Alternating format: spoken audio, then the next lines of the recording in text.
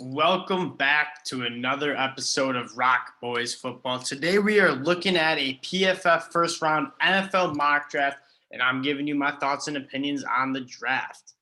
Without further ado, let's get this thing started. Jacksonville Jaguars go Evan Neal with the first overall pick. I'm honestly a fan of that pick. I think Trevor Lawrence needs all the help he can get. Evan Neal is the clear offensive tackle one on the board. Go get your franchise quarterback some help. Keep him upright. Keep him protected. I think it's a really good pick. Detroit Lions add Jaden Hutchinson from Michigan. Homeboy staying home. Kids from Michigan. I've been a huge fan of him as a Michigan fan. Number one guy on my board. He was the best player in college football pretty much all year. Just dominated every tackle that was put in his way. Makes sense. I'm good with it. Houston Texans go Kyle Hamilton from Notre Dame. The Texans could go a lot of different ways with this pick, and I really think this third pick is where the draft starts. Kyle Hamilton, I don't know, as a safety. That team has a lot of holes, and I don't know if safety is the most important one to fix. I'm honestly a fan of the Texans just trading out of the pick, getting more draft capital, or getting a Kemekwana with Charles Cross and then shopping Laramie Tunsil, one or the other. I don't know if I love the Hamilton pick this early on, though. Jets go Derek Stingley. I love that pick. I think Derek Stingley is the cornerback one. If Kyle Hamilton's on the board, I think there's a strong argument for the Jets to go with Kyle Hamilton there. Desperately need help at that secondary level, and you get it with Derek Stingley. Giants are the beneficiaries of Kayvon Thibodeau falling. He's a number 2 guy on our draft board or our big board. Falls to number 5 just because position needs for other teams ahead of them. Don't have Kayvon Thibodeau coming off the board, and the Giants get the second best player on my big board here, going at number 5. Carolina Panthers, Charles Cross. I love this pick. If you look at our prospects, we are very, very high on Charles Cross from Mississippi State, number 2 tackle on our board, and I believe he's at the 6th spot for both our draft boards. So honestly, love that pick. I'm a huge fan of Charles Cross's ability to mirror defenders, has phenomenal feet, and is the best pass protector, I think, pure pass protector in the class. New York Giants go 7, Tyler Linderbaum. I mean, that's rich for a center. I know they need to address the offensive line. I would rather them go with Kemekwana than Tyler Linderbaum. That being said, I can't bag on Tyler Linderbaum too much because the film that you watch from him is just elite. It's just is a center. No matter how good they are, is he worth that high of a pick? That's up for debate. 8, Atlanta Falcons go George Karlaftis. I like George Karlaftis. I think he's got violent hands. He's got that ability to collapse the pocket. That being said, I like Jermaine Johnson a lot. I think he can be just as good. I think he offers a little bit higher upside from the pass rush standpoint, having 12.5 sacks for Florida State this year. His film from Florida State was just unbelievable. And I also think he's really good in the run game. He's got long arms. He benches guys out really well and has good leverage. That being said, I'm not going to argue too much with this George Karlaftis pick. The Denver Broncos go Desmond Ridder. I don't like this pick at all. And they said it, bite the bullet and grab a quarterback. I get it. Desmond Ridder is not even my quarterback one. So I don't love the pick. That being said, I don't particularly love a quarterback. So if that front office likes Desmond Ridder, I'm not going to argue too much. I feel like there's better prospects on the board to go and get besides reaching for a quarterback. I think I love that verbiage, though. They're just biting the bullet. You got to keep swinging until you find a quarterback. I just don't know if Desmond Ridder's that guy to carry you in the AFC West. You kind of need a stud quarterback. Desmond Ridder is more of a safer quarterback. Like you said, 2.2% turnover worthy play rate, like nice, but you got to have guys who can put up points. New York Jets go get a weapon for Zach Wilson and Garrett Wilson, or Zach Wilson with Garrett Wilson. The Wilson combination, I guess you'd say. Garrett Wilson's my wide receiver 1, so I don't hate the pick. I think if you don't go Stingley, I think Sauce Gardner would be a good pick. Wide receiving group has been a little bit weak, so I don't hate Garrett Wilson. He's just going to be a separator at the next level. He's got great balls because I love Garrett Wilson as a prospect, so I really don't hate this pick one bit. Washington football team got Sauce Gardner. That's an interesting pick because I feel like they are a very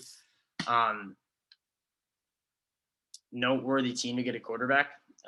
They're going with the next best cornerback. I also have him as my CB2. I think I have him like 12 or 13 on the big board. Maybe a little lower. But he might move up. I really like his game, the length, the physicality he plays with.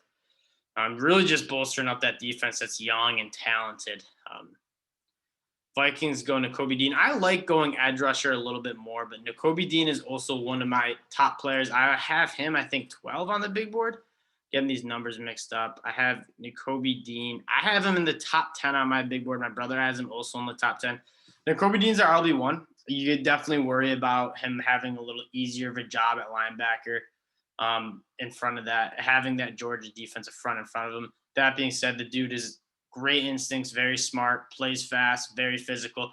Everything. He checks all the boxes for a linebacker prospect. I'd put him up in the category of the Devin Bush, Devin White prospect range. I still think they're a great candidate to get an edge defender, though. Cleveland Browns go Jamison Williams.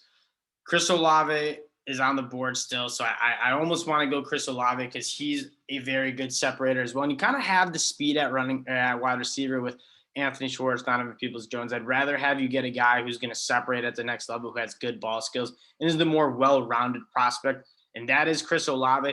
That being said, Jamison Williams, the athleticism, that ceiling, the speed, like I get it. Obviously, the ACL, hopefully it heals up all right. I think I go Chris Olave there, though. Baltimore Ravens just get an absolute gem with the Kemekonu falling to them at 14. It's a great fit. I mean, an absolute paver, best run blocker in the class. You just worry a little bit about pass pro, but I mean, Baltimore Ravens, if this happens for them, that is such a good pick for them. Probably the best pick of the first round if this happens, I think. Philadelphia Eagles get a linebacker, a much-needed linebacker in Devin Lloyd, who is really LB1B. Him and Nakobe Dean are really close for me. Devin Lloyd has great ball skills. He was a converted safety wide receiver. Really smart, great instincts. He can blitz off the edge. He really checks all the boxes as well. I don't know if he has maybe I'm falling a little for the flash in Nakobe Dean because Devin Lloyd's also really good, but I think Nakobe Dean flashed a little bit of a faster, more instinctive style of play than Devin Lloyd. That being said, I mean, Devin Lloyd put out a really good film at Utah. Eagles then go David Ojabo, who's probably the most controversial prospect. I'm lower on David Ojabo than most just because there's so many question marks of how he's going to hold up in the run game. Super raw, but probably the best physical tools of this edge class. As a Michigan fan, I've watched a lot of them, and you gotta be excited for this dude if he develops a little bit more of a developmental guy. But man, you get him and learn what they mentioned. Fletcher Cox, Brandon Graham, learning from those elite veteran guys. Brandon Graham also a Michigan guy. I don't hate to pick one bit. Jermaine Johnson. Jermaine Johnson's a dog, and he's putting together a very good Senior Bowl. And so I really don't hate that Jermaine Johnson pick either. 17, the Chargers get Trent McDuffie, pair him up with Asante Samuel Jr. Trent McDuffie's our fourth cornerback off the board. I like Trent McDuffie. My brother likes Trent McDuffie. Phenomenal short area quickness. I no complaints here. No complaints for the Chargers. I think Trent McDuffie is a great prospect. Sam Howell to the New Orleans Saints. I think you go Chris Olave here. He's still on the board. New Orleans Saints have just a decimated wide receiving group. And you draft Sam Howell, but how much help is he going to have? Especially with all the question marks about Mike Thomas. And again, I don't know. I mean, Sam Howell in a class with better quarterbacks probably wouldn't have a first-round grade. But he has a Howard Servant arm, and he's got that first-round talent in the arm. He's also phenomenal ball carrier. I mean, this dude runs. He like Taysom Hill style, just running over dudes. He's very, very tough. Moving on, the Eagles get. I mean, I don't know what the hate with Garrett or Chris Olave is, but nobody's taking him. Drake London, who is I like him too, number 4 wide receiver on my board. great catch radius, obviously very good at the catch point. He separates better than people give him credit for. You just worry about like that long speed, and maybe pair him up with Devontae Smith, and maybe Jalen Reagor can continue to develop. And giving Jalen Hurts some more tools. That being said, I mean, I think Chris Olave is the more well-rounded receiver who I think is just going to provide great separation, great hands, and the ability to put the Jets on too. Pittsburgh Steelers go Matt Corral. Matt Corral's my number one quarterback off the board just because I think he brings the most juice. I think the arm talent's there. Obviously, the athleticism is there. I heard Mike Tomlin loves Malik Willis from the Senior Bowl. He's been following him around all week. So Malik Willis is another name to mention at that pick 20. And one thing I mentioned about the quarterback class is I don't have like super strong opinions on any of them. So Sam Howell goes first. Like I wouldn't argue. Matt Corral goes first. I wouldn't argue. Malik Willis goes first. I wouldn't argue. They all have pros and they all have cons. I'm not in love with any one of them like I was last year. And so you're not going to get too much argument from me about these quarterbacks because they're they're just eh. New England Patriots go Andrew Booth Jr. from Clemson. I like Roger McCreary better. Andrew Booth Jr. obviously has those traits, really smooth hips, smooth hands. So I'm leaning more Roger McCreary. Just like everyone's freaking out about like the smaller statue, like short arms for Roger McCreary. But like look at the film. Dude's been really good. Had tremendous film from the Iron Bowl. He's been really, really good at the Senior Bowl. Sometimes I feel like people, especially PFF, gets too caught up in like the analytics. Oh, he's got short arms. Like, no, but Roger McCreary is a really good cornerback. And so I'm personally going Roger McCreary over Andrew Booth. 22, the Raiders go get Chris Olave. There you go. You guys know how I feel about Chris Olave. Obviously, Henry Ruggs with the car accident, unfortunate, leaving a kind of a need for another wide receiver. I think Brian Edwards has flashed a little bit. Hunter Renfrow, Chris Olave, Brian Edwards, and obviously Darren Waller is a nice group of pass catchers for whoever's going to be quarterback next year for the Las Vegas Raiders. Josh McDaniels is going to obviously have a field day with Chris Olave. Kenyon Green goes 23 to the Cardinals. I love Kenyon Green as a top 10 guy on my big board. He's just the best guard in the class. That being said, I am also in the camp where you're going to go get a guard at round 3, round 4, like a Jamari Salyer, who's going to be really good and is going to start. So like wasting a top 10 pick on a guard where I have Kenyon Green listed on my big board, I understand might not be the move. If Kenyon Green's here at 23, like go get him though. Dallas Cowboys go get Roger McCreary. That's my dog.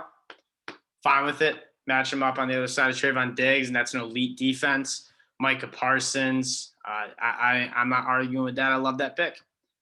The Buffalo Bills go get Kaiir Elam. Obviously, they need help at cornerback. Tre'Davious White towards ACL late in the season. Left us with Levi Wallace and Dane Jackson. I'm a Bills fan. Left us with Levi Wallace and Dane Jackson.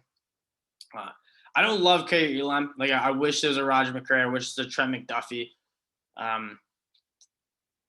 Elam has great size, great length, pretty stingy in the SEC. I think he can be a good cornerback too. So I like the position. I think it's a position of need. That being said, I'm not in love with the prospect. I think he's not as sticky as he might need to be. But we do like playing zone coverage a little bit. So maybe Kaiir Elam fits in a little bit better. Tennessee Titans go Treylon Burks. I mean, Julio Jones is looking a little bit washed. A.J. Brown obviously has a great ceiling. You're adding like Treylon Burks, and just the size and the speed of Treylon Burks is just – it's a lot. I mean, you pair him up with Derrick Henry, A.J. Brown, Julio Jones, as they mentioned, is really exciting. And that's – you need to surround Ryan Tannehill with some offensive weapons because he's not going to do it on his own. Treylon Burks, you can get the ball in a plethora of ways. He's good down the field. He's good with the yak. I think he has a little Deebo Samuel in him. The Razorbacks like to get the football to him in space on the flat, and he can do some special things with that size and speed. I don't hate the pick. Shouldn't stop saying I don't hate the pick. I like the pick. Jahan Dotson, I have a first-round grade on him too. They need a wide receiver. They're going to have to try to get Chris Godwin back. Obviously, Tom Brady just retired. Mike Evans is still very good, but Dotson's going to bring the ability to separate, to win down the field. I think Jahan Dotson also is just a very good all-around receiver.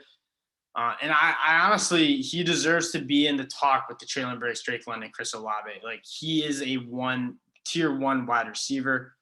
And too many people are talking about him like he's not a tier one guy. He's like after those top 5 guys. I don't think so. Bernie Ryman to the Packers. My brother loves Bernie Ryman. Struggled a little bit at the Senior Bowl, but I think that's a product of he's only been playing tackle for 2 years. He's converted tight end.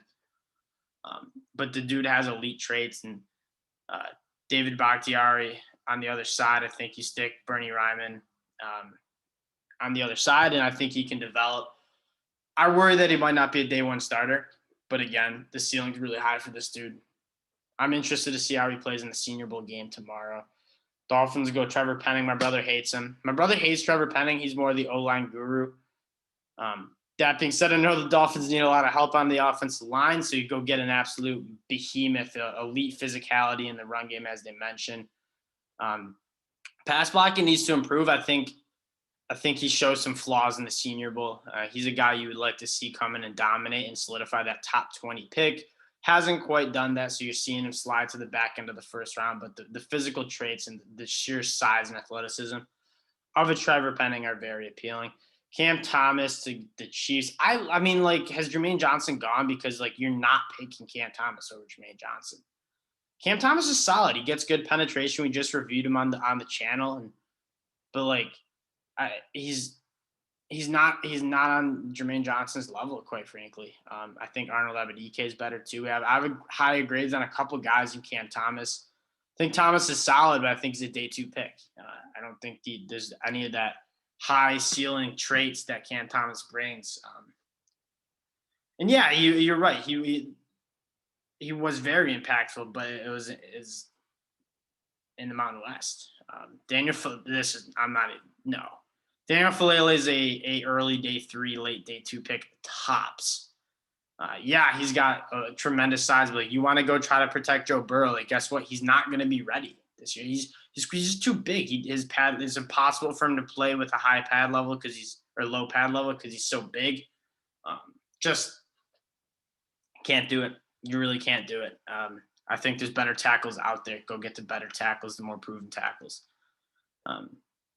Big time project. And at the end of the day, like what Mekhi Becton's already struggling with injuries. Like, these giant tackles, it's hard for them to stay healthy.